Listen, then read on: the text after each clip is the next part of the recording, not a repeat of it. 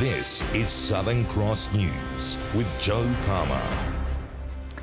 Good evening everyone and welcome to Southern Cross News. The man who killed North Hobart shopkeeper BURLEIGH has been found not guilty on the grounds of insanity and placed into a secure mental health unit. The victim's family reacting outside court, saying it's done what it's done and the verdict won't bring their loved one back. The family of LAUDERDALE left reeling, walking from court after the jury's verdict and enduring the closing day of the trial. Daryl Royston Wayne Cook stabbed North Hobart shopkeeper LAUDERDALE 22 times, killing her in July 2016.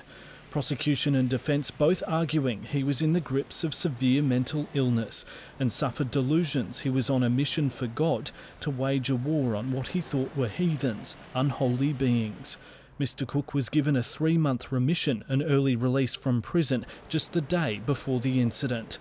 In closing today, his lawyer saying by the time he was let out, he had been, the doctors say, actively psychotic for at least 2 months. He was rendered incapable of knowing that killing Mrs Delios is something he ought not to do. Prosecution backing that, urging the jury to accept the evidence of 2 expert psychiatrists. It's the Crown's position that the accused committed the crime of murder, but he is not guilty on the way of insanity, saying it's a very different verdict from not guilty. After 3 hours and 40 minutes of deliberations late this afternoon, the jury delivered its verdict, accepting that proposition and finding him not guilty on the grounds of insanity. Leaving court in a prison van this afternoon, Mr Cook has been placed on a restriction order and will be housed in a secure mental health unit. Justice Geeson saying if he was released now, he's likely to be a danger to the community given his ongoing mental health issues. It's understood the matter will now be examined by the coroner. Michael Breen, Southern Cross News. The construction union says plasterers working on the Royal Hobart Hospital redevelopment will be paid back more than $1 million in unpaid wages by tomorrow evening. The workers walked off the job a week ago, demanding their pay, but are now expected to be back working by Monday. After months without a paycheck, plasterers at the Royal Hobart Hospital redevelopment will finally get paid tomorrow. The union says the total owed to around 100 foreign workers and 30 locals is $1.5 million. But the project's managing contractor, John Holland Fairbrother, says it's still confirming that amount. We're confident that a new contractor will be in place early next week, and the guys will be back at work hopefully by Monday, maybe Tuesday next week. Yesterday, John Holland Fairbrother terminated its agreement with the plastering subcontractor Accuracy Interiors after it could not prove it was solvent. Today in a statement, it said its priority now was ensuring all workers were paid back their entitlements. Last week, workers walked off the job demanding wages, many considering leaving the state. So you'll stay here in Tasmania now? Yeah, well not yes. Many millions of dollars worth of work is still required to be done as far as the plastering package goes. I would estimate that it would be at least another 12 months. The union says it raised concerns more than a month ago, but no action was taken. The Health Minister said he heard allegations on September 6. Even though the risk and the responsibility does still sit with the managing contractor. They're our builder, we are the client, and we expect our project delivered on time. The project is still due for completion by August next year. There are penalties under the contract for any delays in the project, and that is clearly a matter not for today, but we will absolutely be sticking to our contract and ensuring that the Tasmanian taxpayer gets the best possible deal here. Michelle Wisby, Southern Cross News. There are renewed calls to make the meningococcal B vaccination free, following a 4-year-old girl being diagnosed in the northwest. The state government says it's now a matter for the Commonwealth as Tasmanian campaigners push to have it included. Our reporter Sean McComish has more. A 4-year-old East Devonport girl remains in a stable condition in the Royal Hobart Hospital after contracting the B strain earlier this week. 8 meningococcal cases have been confirmed this year. This is the second caused by the B strain, which isn't covered in the free ACWY vaccination program. Those who have survived B strain say it's time to make it available for free. The most common or the most prevalent strains of meningococcal are strain B and strain W across Australia. So from 2016 to 2017, strain B of meningococcal increased by over 50% of people contracting the disease. Around 3 cases of the strain are recorded in Tasmania each year. Currently, the B vaccine is available on private prescriptions through GPs. Depending upon the age and the clinical history of a person, they may require a number of vaccinations. The cost on average per vaccine is around $100. The state government says it's working alongside the Commonwealth. In relation to the B vaccine, I've worked with the Commonwealth and other state and territory health ministers as recently as last month, and the Commonwealth have agreed to do everything they can to accelerate consideration of the B strain vaccine on the National Immunisation Program. A pharmaceutical manufacturer is now making an application to include it in the PBS. Police are yet to charge the driver of a car that allegedly sped through a red light, killing a Launceston father of 2 last week. The crash in the early hours of Friday morning claimed the life of 48-year-old Adrian Tudor. Charges are expected to be laid against a 21-year-old man who has today been released from hospital. Investigators had planned to return to the corner of Wellington and Frederick Street today, but were stopped due to poor weather. Anyone with information is urged to contact Crime Stoppers. Tasmania has recorded the highest number of people ever employed in the state. The Australian Bureau of Statistics labour force figures for August 2018 reveal more than 250,000 people are currently working across the state. 2,100 Tasmanians found full-time work over the past year, representing around 3/4 of the total jobs created. Tasmanians are being asked to cast their vote tonight to help decide where the 7 wonders of Australia are. The national competition has 7 destinations from across the state entered, including Port Arthur, Cradle Mountain and Wineglass Bay. It won't come as much surprise to Tasmanians that so many of our natural wonders made the shortlist. Cradle Mountain, Port Arthur Historic Site, Wineglass Bay and the Bay of Fires, Stanley's Nut, the Tarkine and Tasman Island. They're all in the running to be named in the nation's top 7 wonders. We received over 50 nominees from a range of state and regional tourism organisations across the country for Australia's most iconic sites, and obviously Tassie, being so rich in nature and natural sites, is very well represented. Let's make sure we at least get a couple on that list and see Tasmania shine up in lights. Tens of thousands are expected to vote, with 50,000 already in. But it won't be easy for Tassie with the high calibre of entries, including Fraser Island, the Sydney Opera House and the Great Barrier Reef. It's a great reminder to all Australians that you don't have to go overseas for a world-class experience. Our own backyard's got more than enough. Tourism to Tasmania is growing, with the latest visitor numbers currently sitting at around 1.3 million. Obviously the culinary side of things has really taken off as well. Great wines, great cheeses.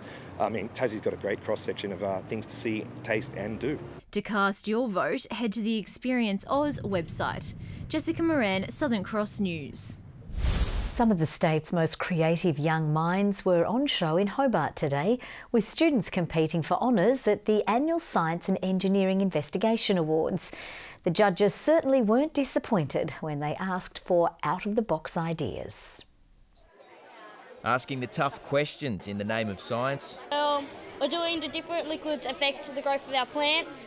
Well, yes, they do. The Coke would make it fizz up, and the sugars would make the plant grow. Testing their theories and at times their friendships. I liked working with Evie. Sometimes it was a bit challenging.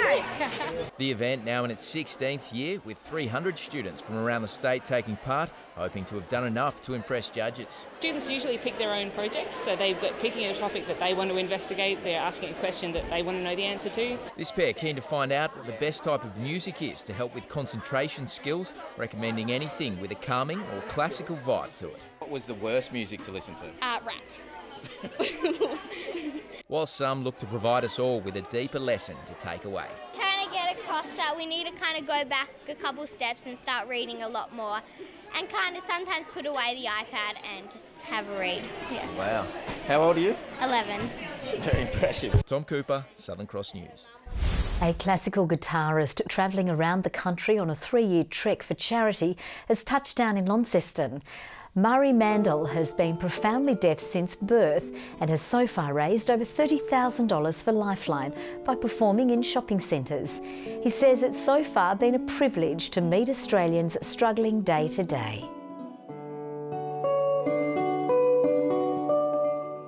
Having the opportunity to raise public awareness, to reach out and to remind as many Australians as possible that Lifeline is always there 24 hours a day, 7 days a week. He'll be playing at Woolworths in Kings Meadows this weekend, then Prospect Vale Marketplace on Monday and Tuesday. Senators have today called on the federal government to ensure Tasmania isn't stripped of local forecasting by the Bureau of Meteorology. Last month it was revealed the Bureau would centralise forecasting to Melbourne and Brisbane, leading to outrage in the local community. The motion from Green Senator Nick McKim said the loss of regional services could impact up to 20 jobs in the state. All 5 Tasmanian Labor senators and 2 Green senators supported the motion. Liberal Senator Erica Betts said consultations to improve services continued on the basis that no decisions have been made and jobs are secure. Concerns have been raised tonight over the viability of a Glenorchy allied health business following an ongoing disagreement with the local council. Revive Motional Health is a commercial tenant at the KG5 Sports Hub. The business manager claims the Glenorchy City Council is seeking $106,000 in unpaid rent, despite what he alleges is a long-standing agreement to waive rent until defects in the building are fixed. In a statement, Glenorchy Mayor Christy Johnston said despite numerous requests, the business had not provided sufficient evidence of the claims that rent was being waived. What we were looking to do is to get to a point that we could actually sit down with the council and discuss this to come with an outcome that's good for both of us. The Mayor said ratepayers would expect any private business to pay its own way. More than 6,000 students took some time out of class today showing off moves at a mass dance-off. The all-day event at the Silverdome was a chance for some to let their hair down.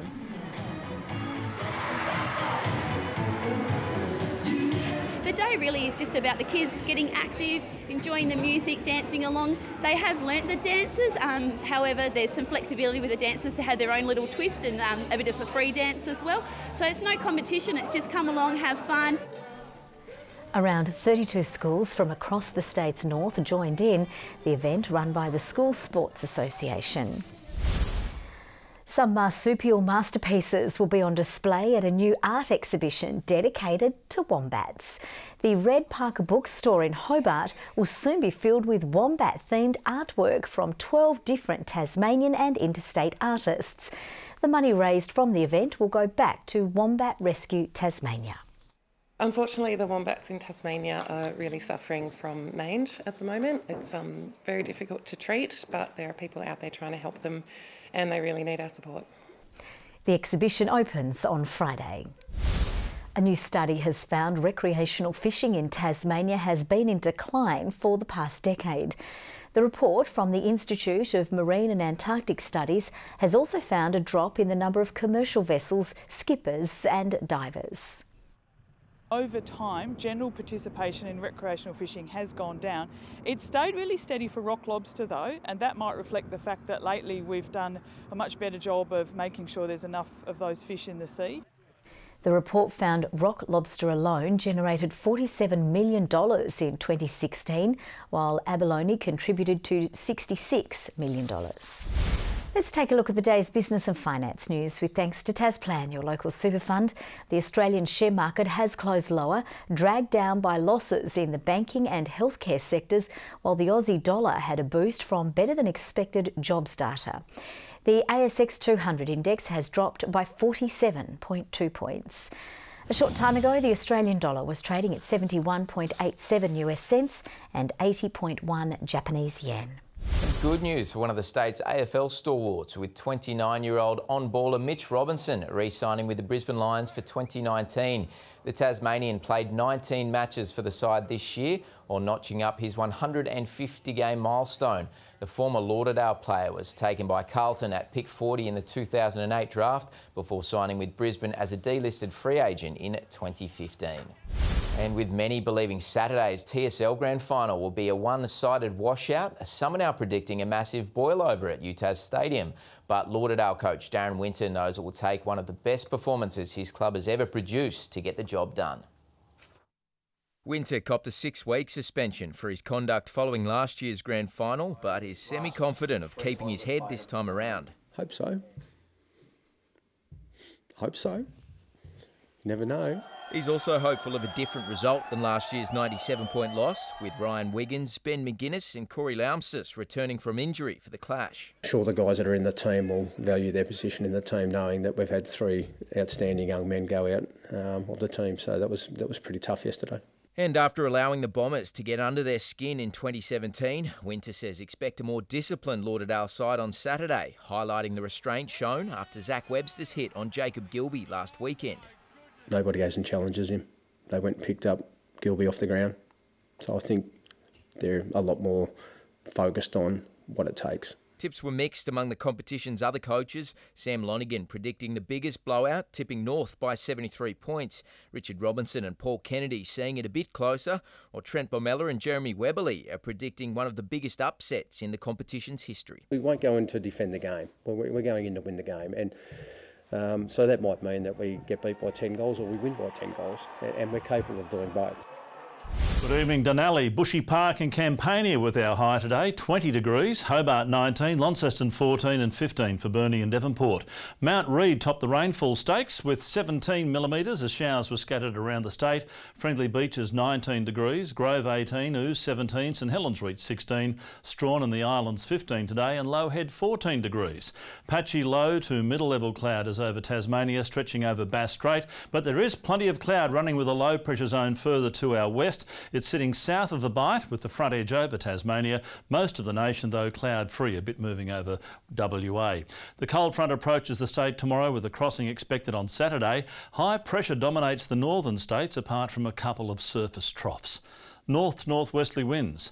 They'll be up to 20 to 30 knots, reaching 35 knots over the southwest. Lighter winds inland, but still to 25 knots. Swells could peak at 6 metres in the south.